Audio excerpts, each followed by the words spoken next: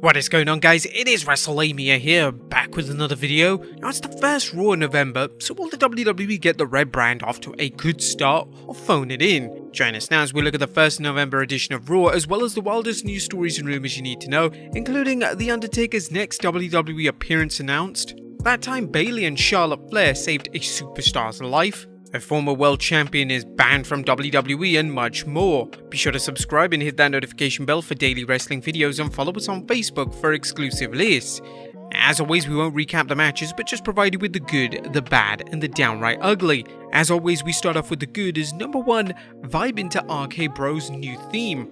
The WWE continues to roll out some new themes for its wrestlers, and we're definitely vibing to RK Bros' new entrance music. The unlikely team of Orton and Riddle have endeared themselves to the WWE Universe, so why not take things further by giving them a catchy entrance song? I think this puts them over even more. What do you guys think of the theme? Let us know.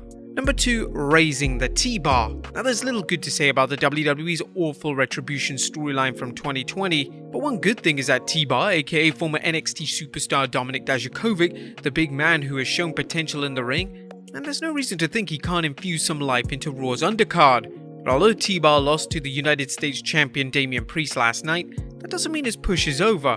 While the WWE's brought in more big men to Raw, there's no reason for T-Bar to get lost in the crowd. He also seems to be a little less T-Bar than usual. Definitely more Dominik Dijakovic. Let's hope they get rid of that gimmick. Number 3, a terrific trio. A Raw featured some undeniable great matches, giving fans a chance to see some of the WWE's best workers showcase their skills. Whether it was Becky Lynch versus Bianca Belair, Chad Gable versus Finn Balor, or T-Bar versus Damian Priest, Raw kept the in-ring excellence going. Best of all, every one of these matches was different enough that it didn't seem like the same match with 6 different competitors. Also, Rey Mysterio and Austin Theory was good until it ended in a DQ.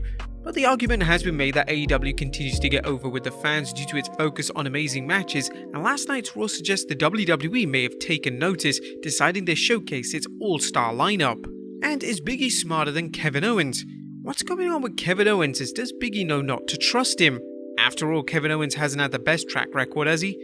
Last night's match between Owens and Big E was a solid babyface versus babyface bout until Seth Rollins created the opportunity for KO to get a tainted win after Rollins clobbered Big E behind the referee's back. While Owens hesitated to take the cheap win, he eventually covered Big E, leading to a post-match skirmish where Big E delivered a big ending to Owens.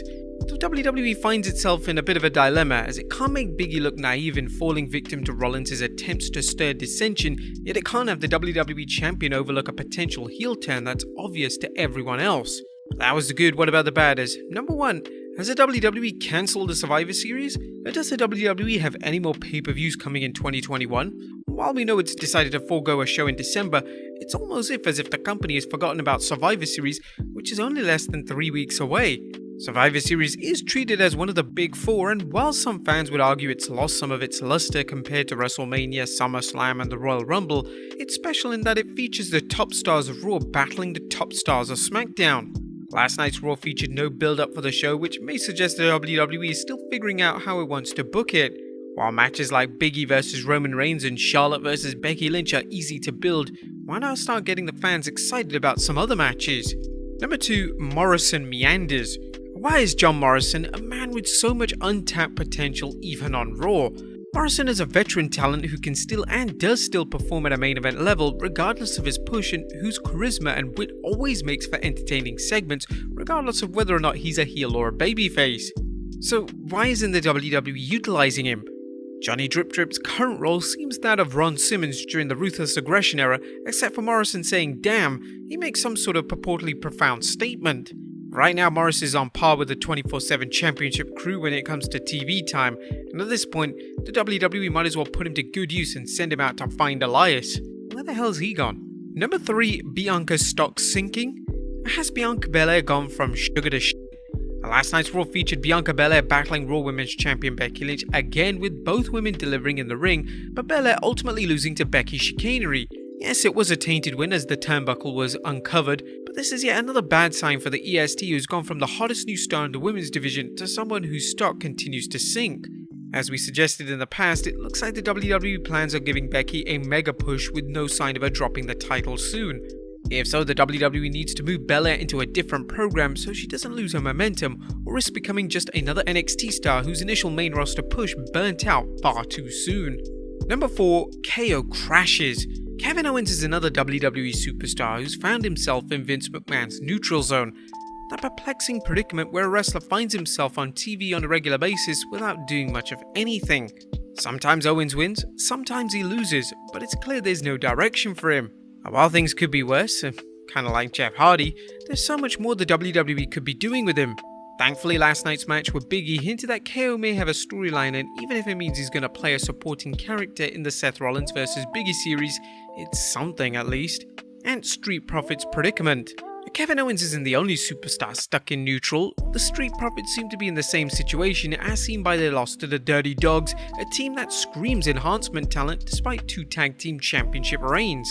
While there has been talk about a singles push for Montez Ford and possibly Angelo Dawkins, there hasn't been any follow-up since Ford's 24th September SmackDown match against Roman Reigns. The WWE should focus on pushing the Street Profits harder as they've proven a popular team with fans and could benefit from a feud with AJ Styles and Omos, as may be the case, or even RK Bro. Now, there was nothing downright ugly though. Raw delivered a good episode for the most part, and right now the biggest concern is whether the WWE sees Kevin Owens as a throwaway character to feed to Big E until the WWE pulls the trigger on Seth vs Big E. Owens vs Big E featured some great wrestling, so there's no reason why they couldn't have had a solid series in their own right. While the bad segments outnumbered the good, most of the bad segments were minor points that can be corrected easily, such as providing entertaining storylines for Kevin Owens, the Street Profits, and Bianca Belair. We're not going to waste any time pointing out the awfulness of Carmella anymore, and instead hope for the best in the women's division. But what did you guys think of Raw last night? Let us know in the comments down below. Now let's move on to the news.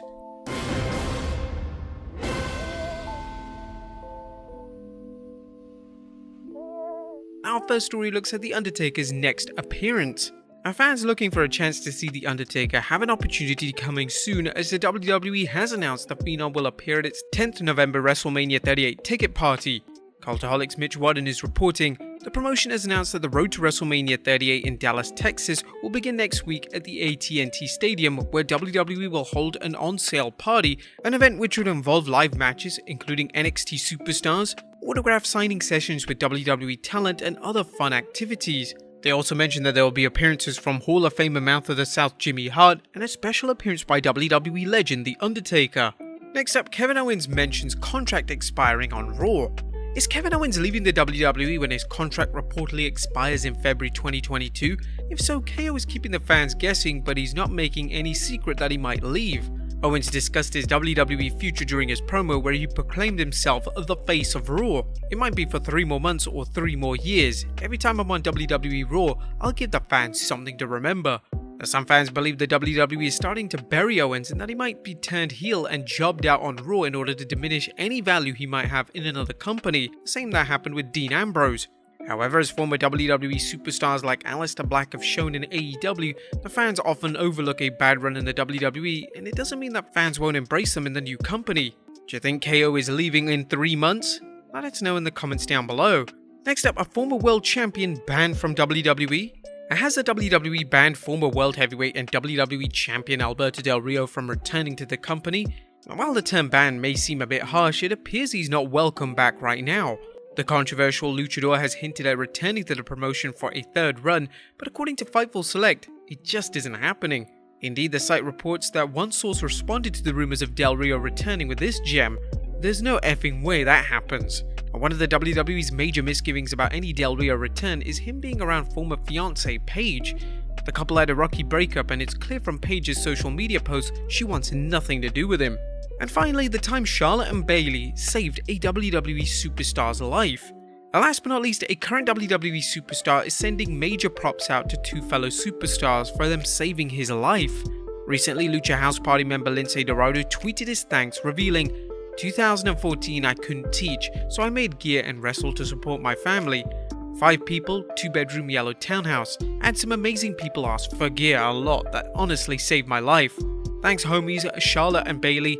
P.S. I went back to teaching until I came to the WWE. The professional wrestling community is known for helping its brothers and sisters out when they fall on hard times, and this story is yet another reminder of how tight-knit the locker room can be." But there you have it, folks, the good, the bad, and the downright ugly of Raw, as well as the wildest news stories and rumors you need to know. Be sure to leave your comments down below, and I'll see you next time with some more wrestling content.